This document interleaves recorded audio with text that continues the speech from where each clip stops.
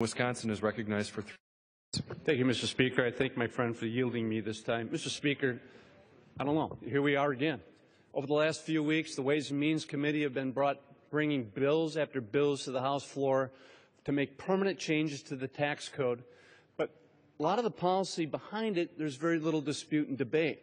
It's the fact that they're bringing these bills to the floor without any pay-fors, without any offsets, and instead leaving this legacy of debt for future generations to have to contend with, or to increase our borrowing costs with China at a time when most of the discussion around this place has been about fiscal responsibility. But it certainly must be an election year, because any limits to fiscal responsibility is out the door. Here again today, we've got 5 bills that would make 5 permanent changes to the tax code, none of which was offset. One would extend the charitable deduction for firms that donate food from their inventories.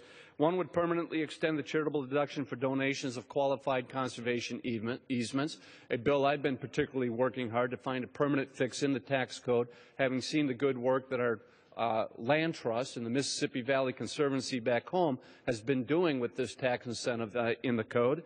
Another bill would extend the tax-free exclusion from income of charitable contributions from the individual retirement accounts, the so-called IRA rollover charitable contribution, something that the chairman of the committee himself actually eliminated in his comprehensive tax reform discussion draft that was introduced earlier this year.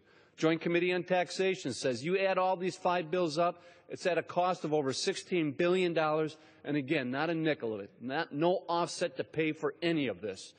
At a time when long-term unemployment benefits has expired at the early part of this year, the cost of this bill here today alone would cover 35 times the cost of those emergency unemployment benefits for the duration of this year. 35 times. We're doing nothing to permanently change the so-called SGR, or the doc reimbursement fix. We've got sequestration hanging over our heads that's about to do more damage to our military and to the federal budget. And no work is being done on that front. Last week, we passed legislation scratching and clawing, trying to find a little over $10 billion in offsets for a temporary extension of the infrastructure investment we have to be making in this country to keep the Highway Trust Fund funded. And yet here we are with another 5 bills that have cost us $16 billion, and apparently some in this place don't even blink about spending that type of money. That's where we've got a problem. Philosophically, I'm afraid, as far as our approach to this.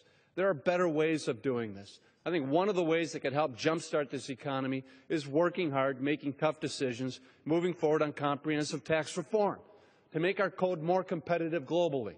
And now we've got an emergency situation of more companies here in the United States trying to find some small entity overseas where they're foreign shopping for low-tax jurisdiction to avoid taxation here in the United States. And this place is doing nothing about that.